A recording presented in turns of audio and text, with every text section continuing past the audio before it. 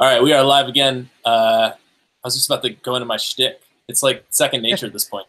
But this is a special pop-up episode of the Gunner Technology Livestream. We don't do sponsors on that, right? Cut it short. Visit them at cutitshortoutfitters.com. Yeah, we'll throw in a freebie for them. Yeah. So we wanted to talk about, I guess, what is a hot button issue today, which is, I guess, technology's effect. It's sort of two parts, really. It's technology's effect on politics and the perceived liberal bias of that effect on politics. So I don't know where we should start. Maybe we just like an overview of the issue, how we got to this place. Yeah, and I think what's happening is that a number of right-wing outlets, some legitimate, some illegitimate, are saying that there is a bias among the tech sector, being like Facebook and Google. And what I understand their main beef is that if you search, for example, Donald Trump, stuff from CNN, stuff from MSNBC, stuff from the Washington Post, stuff from the New York Times crops up before stuff from, say, Fox News or Breitbart or the Daily Wire or things like that. Same thing with social media, where their trending stories, their hot stories, tend to be from more liberal outlets than conservative outlets. So I think that sets the table for their main beef and this conspiracy theory that the new age, the technology sector is out to get the conservative viewpoint kind of thing. So let me play devil's advocate, because it's actually really interesting, because I think that the rational response is those outlets are just more popular. And all of this stuff is based on popularity, right? More or less? Yes. Well, especially when you consider that there are a number of things. We know, in essence, what a large everything that goes into determining placement, whether it's in Facebook's popular section or Google's search results, that's all based off of an algorithm. So the algorithm has factors that go into determining the overall score of something. And you and I know that some of what those factors are, number of links pointing to said article, the age of the domain on which the article resides, on the platforms themselves, like how engaged people are with the actual content. Right, exactly. So when you look at it that way, and you look at, say, like let's take Fox News, let's take conservatives in general. Conservatives in general tend to be older, and older people, and when I say older, I mean like 55 plus. I don't mean like 35 plus. I mean like 55 plus. And if old people. Well, my point is, then if you look at where that population, where that demographic 55 plus get their news from primarily, it's not the internet. It's Fox News TV. Oh, okay. Or talk radio. Talk radio is the big one. Exactly. That's what I was also going to say. So not only are CNN.com, MSNBC.com, NYTimes.com, WAPO.com, not only are those more popular than Breitbart and all those other ones, but they're way more popular because the people who are going among the age group of internet users who get their news from the internet kind of thing. So I guess that's where I will play devil's advocate is, does it set up a barrier to entry for new news organizations when everything is based on popularity? That is an actual catch-22, is that you can't become featured until you're popular, and you can't become popular until you're featured. Yeah, it certainly makes it more difficult, not necessarily impossible. I mean, we were very familiar with the sports industry, the news industry in sports, and Bleacher Report was one of those ones that fought very hard to kind of get notoriety, visibility is the word visibility outside of ESPN's shadow. And, they did so by implementing something that people ended up hating eventually, but was those lists where you had to click through. But that was generating so many links and so much engagement that they started ranking higher, and they started catching up to ESPN in popularity. So, and obviously, Bleacher Report ended up being purchased, I think, by CBS. Who owns Bleacher Report? That would be so. Not that it's a conspiracy, just that it's sort of like they have a monopoly on making people popular. Say that again. It's not really a conspiracy so much as they just have a monopoly on popularity. Well, yeah, it's actually the way I see it. It's business 101. Yeah, there's really nothing different. It's just that I guess people are always outraged that it's hard to succeed in business. Right, and this is where it really gets me. This is where, as a conservative, it really sticks in my craw, because the conservatives are out there saying, conservatives being anti-regulation in general, as I think I am in most instances. But these conservatives, these anti-regulation conservatives, are now pounding their fists that Google and Facebook need to be regulated. Yeah. And that's the funny thing, is that they're all about deregulation as long as it benefits them. But, that's true. As soon as they feel like they're being slighted, they want the government to do something about it through the form of regulation. But at the end of the day, these sites, even Fox News, which has been around since the 90s, isn't as old as the New York Times. It hasn't been around as long as CNN.com. Forget about Breitbart, the Daily Wire. No, I'm sorry. Yeah, it's hard, but that's business. You're entering a crowded market, and you're going to have to struggle against the incumbents in order to get visibility. That's just business. I mean, just because it involves content doesn't mean it's not business. Is that there is another angle to it, though, right? Which is that actual conservative voices are banned from these I don't know. The weirdest thing to me about this whole thing is that somehow Alex Jones has become like a hero. Oh my god! He's like this conspiracy nut, and he's like the figurehead for this movement. I don't understand how that happened, but there is that angle to it, though, right? Which is that they think there's actual silencing of voices, or what's the word I'm looking for? Not censorship. Censorship, exactly. Yeah. Thank you.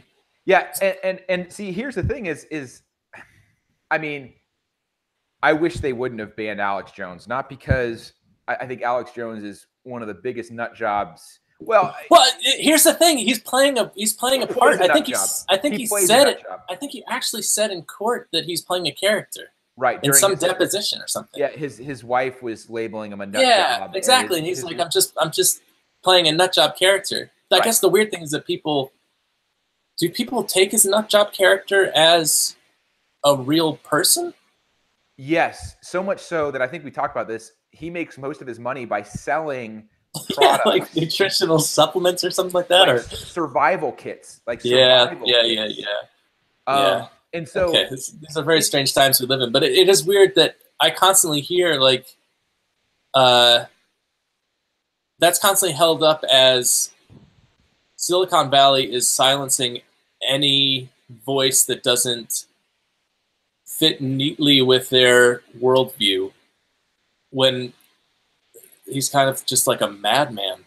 Right. Well, and this is the thing. This is where I actually get kind of caught up with all this, because I in a lot of ways, I get that now Alex Jones has been pretty much blackballed from all major technology platforms at this point. His podcast is off, his YouTube channel is off, everything is off.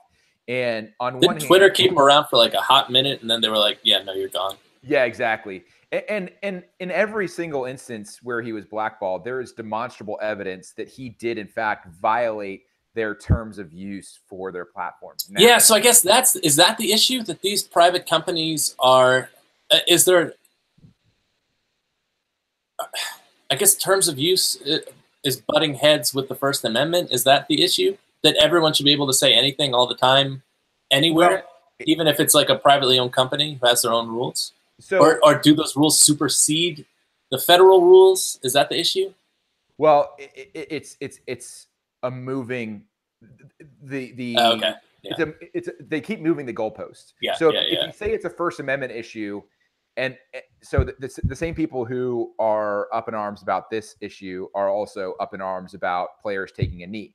So if you say it's a First Amendment issue, then the Okay. opponents say, Yeah. well, what about these players taking a knee? Isn't that a first? Whoa, well. And then it changes from it's a First Amendment issue to they start That's a finding private company that can determine what their players do and say.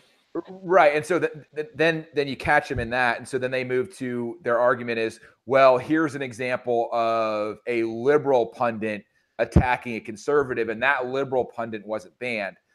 So Oh, okay. So there's the double standard side to yeah, this. they moved to the No, double. there was somebody.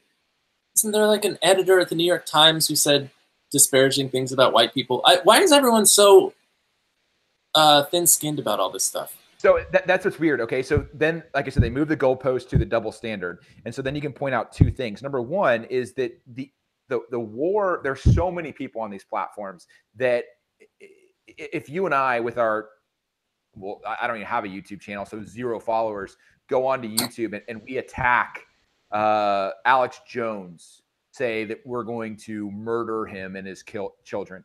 I guarantee. Yeah, that's too easy. I want to attack Tom Hanks. Sure. Somebody who everyone loves. So let's go out on a limb. That won't get taken down because no one sees it, right? Okay, and so right. if then there's an uproar in the public about it, then it will get taken down. It's like the war on drugs, right? Like it's a kind of a or even the IRS, like they don't have enough manpower to police it all. So the cases that rise their visibility, they make a point out of those offenders to try to scare everyone else into following the terms of service. It's like a negative squeaky wheel gets the grease. The squeaky wheel gets banned from Facebook. That's exactly right. And so when you point that out, that's when they move, the critics move to this new argument, which is that now content is political speech needs to be regulated on the internet. But the interesting thing about that is political speech needs to be regulated on the internet. Yeah, okay. Their argument is it needs to be like political advertisement or political airtime, where if NBC yeah, okay. NBC has to give equal time. However, there's a problem with that argument as well, which these people run into, which these conservatives also aren't in favor of net neutrality. But if you're going to say that the internet is like the public airwaves, then you're saying the internet is a public utility and therefore has to have net neutrality. So it's this weird thing where whenever you point out the sort of what's the word I'm looking for? Sort of like the inconsistencies, or their hypocrisy in their arguments. Yeah, exactly. Yeah, changing what they're actually upset about. So, I mean, this is making my head spin. I can't. How do they? It seems like it's an absolute contradiction. Well, every single one of these points. And the funny thing is, like the Daily Wire, Breitbart, all those outlets that are kind of niche, they have their audience. They have their audience. You know what I'm saying? Like people aren't trying to find like info on Donald Trump by searching Google and hoping to get Breitbart. They know what Breitbart is. They're going to, I guess what you're saying is no one's going to discover Breitbart by Googling Donald Trump. So, but they're so niche that just like Bleacher Report and Sports Nation, or SB Nation rather, that people Sports Nation, people should get their news from Sports Nation. SB Nation, that these people knew where to go. They knew where their niche was, and they were kind of fringe. They were fringe. They were, to bring up an old word, counterculture. So, like, isn't that weird? That's one of the weird things is that the right has become edgy. The right is like our new punk. Yes.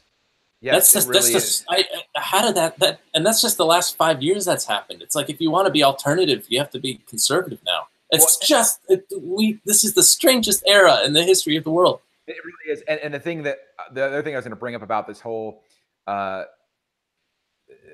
censorship type thing is it's the conservatives again, the conservatives who for the past 10 years have tried to kind of shut down the left by calling them snowflakes. Oh, like, I'm sorry to offend you, snowflake. But now you're getting offended over the fact that you're like, it makes my head explode. Like, now you're the poor picked on victim. Like, there's all this talk about like victimhood culture and like the culture of offense. Yeah. And then they're just constantly offended. Right. Exactly. Which, by the way, this one was the best. And I invite you all to go look this up. I'm sure Google will have it since they will gladly spread liberal news. But so the NRA has its own television show, right? And it's on certain like streaming platforms like Fire Stick, Apple TV, things like that. And so does the NRA have a game show? The NRA should have a game show. I would watch that. The NRA spokesperson, who is Dana Loesch, okay, she was on her, I think she was on her show, and so I guess there's this. I had only seen it in the form of memes, but I guess there's this old show called Thomas the Tank Engine. Thomas the Tank Engine. You never watched Thomas? I guess I had younger siblings, so I spent hours watching Thomas the Tank Engine with my sister. Well, but the thing is, Thomas the Tank Engine has been on since like the 40s. I didn't know this. I had no idea. And it's one of the most popular shows. And so, and again, this is where we can't just have a middle sane ground. So I guess everything has to be political. Yeah, so this year, Thomas the Tank Engine show, they haven't really changed the format in years and years and years. They announced the biggest change in years. And that's that they're going to bring diversity into the show, and that one of the new trains is going to be from, I want to say it was an African country or something like that. Which it's weird because the trains all have gray faces. There's nothing necessarily white about any of the trains to begin with. Oh so I guess that on its face sounds kind of silly to me. But then this NRA spokesperson, who's their head spokesperson, Dana Loesch, goes on the show, and she's just like foaming mad about this, And so they run a clip. They're saying, I don't understand where we need diversity. And so then they run a clip of Thomas the Tank Engine, but they superimpose KKK hoodies on the trains, and they set the tracks on fire. And then she's like, oh, there it is. Those racist trains with their flaming tracks. Now I see the racism in Thomas the Tank Engine. Oh and that's real. Is that real? This is real life. This is real life. So she can't just say, look, are we going too far with this diversity thing? These are all trains with gray faces. Instead, she has to put KKK hoodies on them and set the tracks on fire on some stupid kids show about trains. Yeah, exactly. I mean, talk about being a snowflake. Like, that's ridiculous. He's up in arms about Thomas the Tank Engine. Exactly. Like if the writers or the producers of Thomas the Tank Engine want to put African nation train on the show, more power to you, man. Go for it. Go for it. With that. Like, do I think it's going to be lost on the children who watch the show? Absolutely, I do. But hey, it's your show. Do what you want. But then you have Dana Loesch comes and just gets foaming mad about it to the point where they superimpose KKK hoodies on the engines. Gosh, I wonder if it's just, is it manufactured outrage? Like, is everyone trolling everyone at this point? Is any of this authentic? Is any of it real? I actually think, I think you're right. I think that it's so much manufactured, like the in Florida, Ron DeSantis, who after the primaries he's running against a black opponent, Andrew Gilliam, and Gilliam, if he wins, will be the first black governor ever elected in Florida. And he says in his first interview, he tells Florida not to monkey this up. Yeah. And there's so many, and I guess it's become, there's a term for it now, which is dog whistle. And so there's so many instances of that where 5 years ago, I would have been like, come on, guys, he's not making a racist comment. He's not. That was just an unfortunate choice of words. Big deal. But now I agree with you. He's saying that on purpose, and what he's doing is, so what he's doing. Is it no publicity is bad publicity? No, well, that's part of it. But also, like, he understands that two things, that it creates controversy, which mobilizes his voters.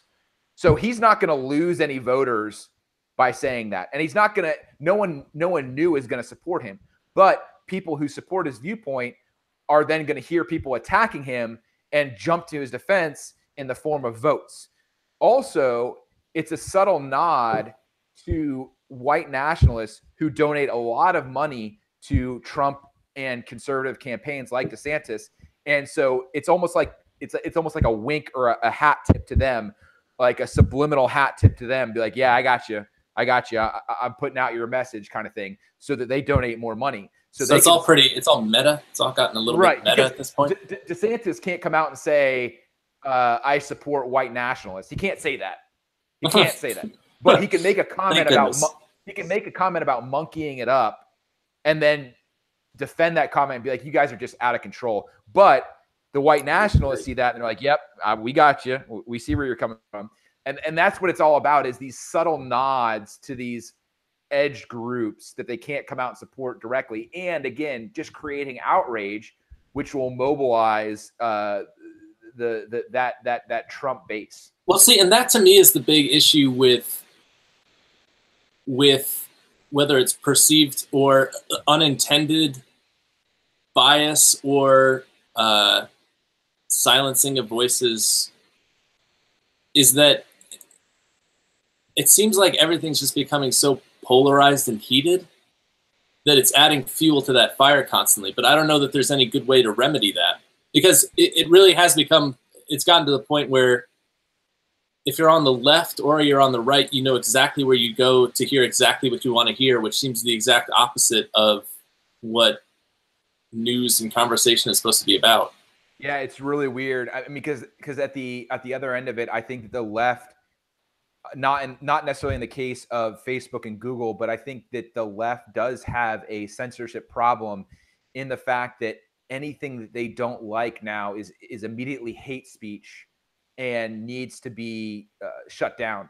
That is another dangerous thing. We have to get to the point where, and again, I started talking about this. This is where I get a little bit on the fence, where I think it's absolutely horrible and should be a crime for people to call elderly people and convince them to send money to them, trick them into sending money by saying that their grandson, I'm your grandson, I'm stuck in Africa, I need you to send me $2 million. I think that should be a crime. I just think that's horrible to prey on the elderly people.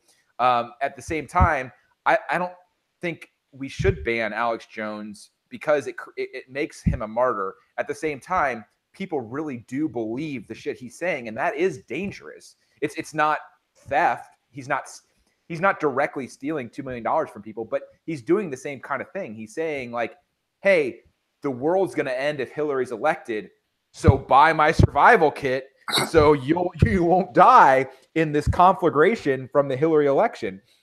And so it is profiting off of hysteria and fear, which is exactly what people who prey on the elderly do. So I don't know where to draw the line on what is a crime and what should be censored versus what isn't. I do know that what the left is doing in a lot of ways is equally as bad for discourse in this country, where it take the time to make an argument against neo-Nazism. Take the time to actually create an argument against it. Don't just shut it down and say you can't say a controversial viewpoint that I don't agree with. Or spray them with bear mace. I think it is weird though. I don't know how you pull it back, the polarization, because it seems like it's just on both sides. It's just feeding off itself, and people are becoming more and more insular in their little communities and never. So they never hear an alternative message, or they don't even have a desire to hear an alternative message. No, So, not at all. Not at all. And I guess that to me is the weird thing with these search ranking algorithms and the algorithms that Facebook and Twitter use to promote posts is if you're promoting posts that people want to see,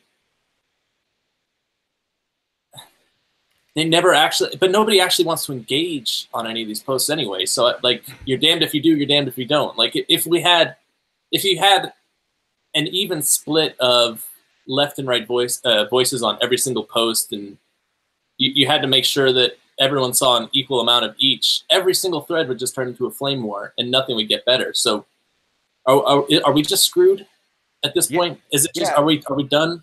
Is the is the experiment over? Have we reached our conclusion that this is where it inevitably leads? I think so. I don't know how you pull it back. I mean, like, one thing I have noticed is that comment sections on articles is going away. Thank God. Like that was a awful idea to put comments on newspaper or on any sort of articles.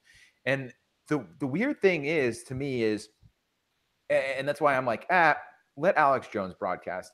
Let these neo-Nazis talk on college campuses. Because in my mind, the more they talk, the more insane you realize they are. Right, right. But that's not the case with a lot of people. The more they talk and hear these people, the more they believe what they're saying, which I don't know how there's a remedy for that. I don't know how you inoculate someone from crazy, because people who believe that stuff, they have to want to believe that stuff. That's the only way you can believe it, is if you want to believe it. And so we're just butting heads with the human condition at this point. Right. And there's really no remedy for that. Right. That's right. That's right. That's tough. So like, where is this all going to go? Is it really just going to be these little islands, these little pockets of, I mean, I guess we're already there, of media consumption where you consume only what you want. Like you just want to see your viewpoints and ideas bounce back to you from someone else. Yeah. I mean, if everyone could just keep this in the back of their mind, it would make things a lot easier. Like, all these companies that we're talking about are companies, and most of them are publicly traded companies. And what their job is, like, the stated reason for a company, a publicly traded company, is to maximize shareholder value. So that is what the company is going to do. I think that's actually legally their fiduciary responsibility. Right? That's right. Legally, that is their fiduciary responsibility. So they are going to do what is going to increase shareholder value. So keep that in mind. And again, when you look at sole proprietorships and other companies that aren't publicly traded, they're going to do what creates the most amount of profit. So if Alex Jones is making money from saying outrageous stuff, he's going to keep saying more and more outrageous stuff. If Google's algorithm is making it money, it's going to stick with that algorithm, right? If Facebook is making money from advertisements, it's going to keep maximizing revenue from those advertisements. So if everyone kept in mind the intent, I don't think the left would get so outraged over what the right is saying, and I don't think the right would get so outraged over this conspiracy type stuff. Let me ask you, because you're a journalism guy, you're a journalism master's too? Yeah, master's of communication. Yeah. So you have journalism. You have a sense, yes is appropriate, am I right? No, I'm just kidding. So you have a sense of the history of this stuff, like the yellow journalism of the 19th century and the newspaper wars where they couldn't be outrageous. Like, is there a legitimate difference this time between the internet and, I guess, the network wars in the 50s and 60s and the newspaper wars in the earlier parts of the 20th century, later parts of the 19th century? Has it always been this way, or is something actually different this time? Here's what's different this time is that it's so funny, because when I was in school, when I was at UF, the conversation was around community journalism. And that was kind of what we were trending toward. And it was like the conversation was, should newspapers publish what the editors determine that the public should know, or do they publish what the public wants to hear? And I came down as, no, like the editors are paid to be professionals at determining what is the best information, what are the best stories to cover. Because so that's what's different. Because to me, the gut reaction to that for a lot of people, and this isn't my gut reaction, I'm just saying for a lot of people, the gut reaction would be that's elitist, and we don't want to be told what to think by a bunch of highfalutin intelligentsia. Right, and that's the difference. It's not. I'm not saying that editors should tell the public what to think. What I'm saying is the editors look at the newspaper and they say, okay, we only have a certain amount of space. So we have this story about, say, pollution in our water, or Kim Kardashian having a sex tape. And so the public wants to know about Kim Kardashian's sex tape. But the editor would be like, they really need to know the information on this pollution in our waterways. So they're going to run the story on pollution in the waterways. They're not going to say, you need to get out and vote and prevent this. They're going to bring this as an informational piece saying, hey, it was announced that the pollution levels in the St. Lucie River were 10 times higher than normal. Here's what health experts are saying about it. Here's what the government's saying about it. Now you're informed. You make a decision. Do we need to do something about this, or is it no big deal? But well, sorry, go ahead. I was going to say that the analogy to me would be there's a story about pollution, or there's a story about underperforming public schools. So one might be an issue more for the left-leaning folks, and one might be more of an issue for the right-leaning folks. And newspapers determine which one of that gets publicity. I think that's where people talk about sort of like the elitism of journalism. That's at least how it appears to me from listening to what people say, is that they don't like that. And again, I think this is nonsense, but I think they don't like that editors of newspapers get to choose what actually gets coverage, what's actually important, and the perceived bias of news organizations for more left-leaning issues as opposed to more right-leaning issues. Yeah, well, and again, so that I think that's a little bit what I was trying to do is set up the instance of kind of like at a community level. Oh, okay, right? okay. Like at a local newspaper level. Right. So, I mean, even there you could have a similar debate. I mean, I can see like where newspapers want to get trashy just so that they could push paper. And I guess what we've seen is sort of the, what was that movie, Idiocracy? Was that Mike Judge movie? I think it's Idiocracy. It's something like that. It's where basically just Beavis and Butthead Do America. What's that? Beavis and Butthead Do America. Is that yeah, exactly. That's the one I'm talking about. Where everything just sort of devolves into basically tabloid spectacle. But right. Well, and that was kind of my point. As opposed to like divergent political views and which one gets more publicity in the press. Right. And I think that's kind of where I was going. Where in this conversation where we were, where it was in college, it was like, the reason I said that the editors should be actually filtering news and determining what is best for what stories the public kind of need to know is because to me, it was a conversation of news versus entertainment. Because the public wants entertainment. That's what the public wants. And wasn't that the early journalism wars, which is, it was William Randolph Hearst, right? Who would just publish scandalous stories about like murder and crime and all this stuff that like most of the old school people were like, how are you printing this? This is vulgar. This doesn't belong in a newspaper. But he ended up selling a ton of newspapers because people love reading about that stuff. Right. So Joseph Pulitzer did that with the New York World, which he Yes, basically turned into like a picture book. And right. to make it entertaining. That's right. And so then Hearst was on the other side of that, and they basically they created this this yellow. Sorry, William Randolph Hearst. Yeah, no. They both were. Okay, they both were on that muckraking yellow journalism, where they were both leaning toward like hyperbole and sensationalism, and kind of what pulled it back a little bit was the competition among media outlets was so, and this is what gets interesting. So the competition among news outlets was what actually created this sensationalism, because you had, say, New York, for example, had like 4 newspapers. Mm-hmm. Well, you don't stay in business by printing the news. You just don't. You stay in business. You beat your competition by printing entertainment, and so that's where this competition led to.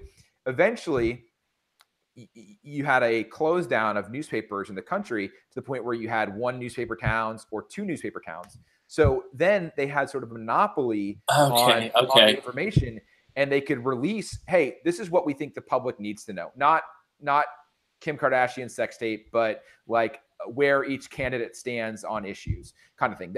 And so, but and here's where I tie it back all in. The internet blew that all to pieces. Yeah, I was just gonna say, once you have sort of democratized media, everyone's competing against everyone. Yes. So maybe that is what's different. Yes, and it created a race to the bottom, especially when blogs started publishing trash. So it is a lot like that yellow journalism area where competition bred trash, but now everything is competing against everything else. And we don't have that beacon of somebody will win out and then rein it back in. Right. It's just everyone's a loser, I guess. Right. There's no hope of any media outlet just becoming a dominant source. And as soon as they do, they get labeled as being a censor, or like these conspiracy theories come up. So you just can't win. You just can't win in terms of this internet spread of competition. Wow. That's a really interesting conundrum, because I guess it's more capitalistic to have a bunch of small players competing against each other. But the unfortunate thing is that they compete on how terrible they can be, as opposed to competing on how anti-terrible they can be, I guess. Right. And that's why, by the way, I have no problem with like a centralized government news source, 1984. Well, I have a problem with it being. I have a problem with being a government source. Yeah. But I don't have a problem with it if Google's like, hey, you know what? We're going to filter our search results, and we're going to remove trash sites like InfoWars and Breitbart. Like, I don't really have a problem with that. I really don't. I understand then that we probably won't get bad information about Google, that it will be slanted in their favor. But that's a trade-off I'm willing to make. Oh gosh, at this point, my goodness gracious, that would be amazing. Exactly. I'm okay with 1 or 2 companies becoming the source of information. And then, like, if you want to know if there's shady dealings going on with inside of Google, you're going to have to look a little bit harder. You're going to have to go to the fringes to find that. But I'm okay with that. I mean, it's not ideal, but it's much better than what we have right now. Do you think there's any real possibility of that happening? I mean, again, if it ends up being beneficial to Google's shareholders. Yeah, I guess that's it at the end of the day, which it probably wouldn't be. So they probably won't. At the end of the day, like, what would have to happen is these conservative voices would kind of have to go away, because, again, well, and it's interesting because, like I said, go away now, conservative voices. Conservative, they're older, so they're going to start dying off. So it's going to be interesting because they're going to start dying off. This is a big problem for the Republican Party. Is that a large part of their? Don't they get refreshed? Isn't there a natural move left to right as you age? There's a Command R button on the Republican Party. Yeah. Well, talk about, like, this is a total aside, but talk about the unintended consequences of improved medical technologies. Yeah, exactly. And so, I mean, and to the point about Google, like, let's say medical technologies keep conservatives alive longer, then Google won't become that source of editorial content, because That'd be a good book, a conspiracy where left-leaning scientists are keeping like cures for a lot of stuff secret because they don't want people to live longer because older people are more conservative. that would be amazing. Somebody write that book. Get Michael Crichton's dead. The conservative cocktail. Get Tom Clancy on the phone. What's he up to? Yeah. Didn't he die? I think Tom Clancy. Is Tom Clancy dead too? Is John Grisham alive? Can we get Grisham? Oh, that's the one that died. John Grisham, I think. Gosh, they're dropping like flies.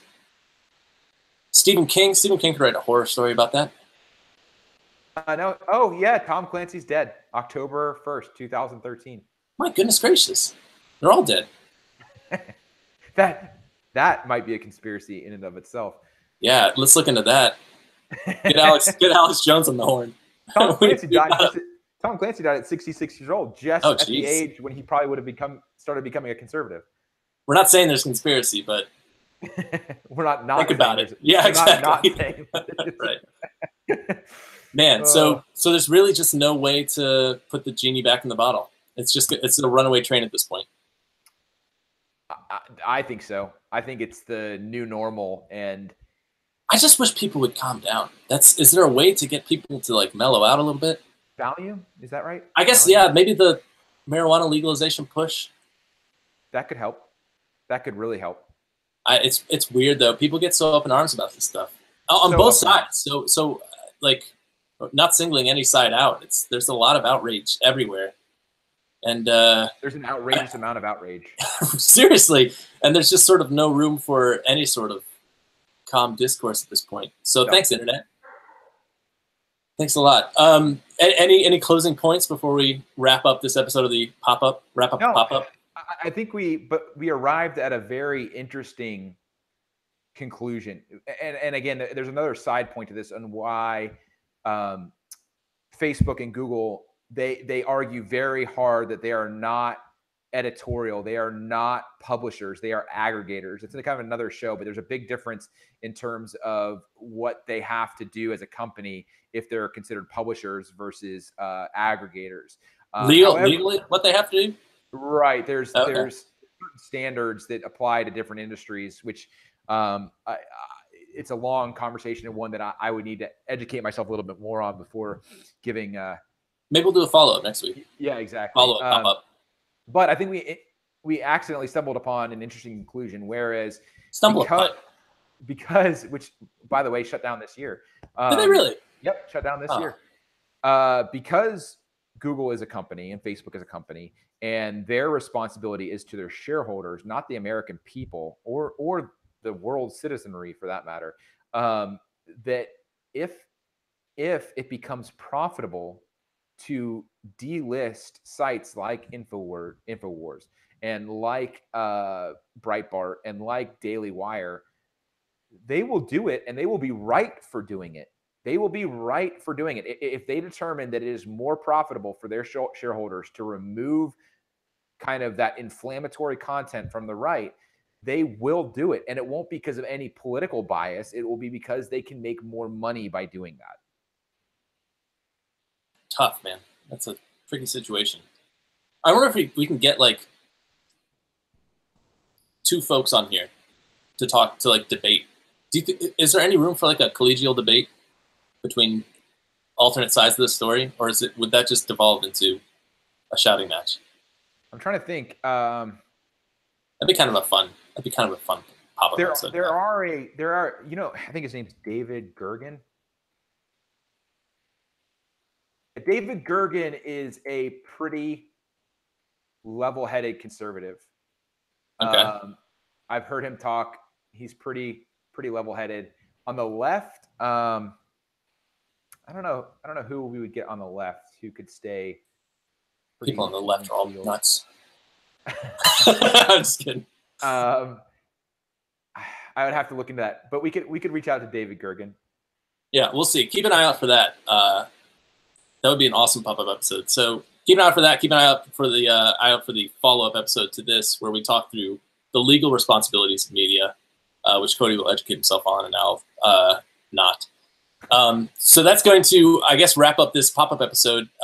Tune in Thursday, 1 p.m. Eastern time for the next episode of the Gunner Technology Livestream, and keep an eye out for any nonsense that we do in the interim. So we'll see you later.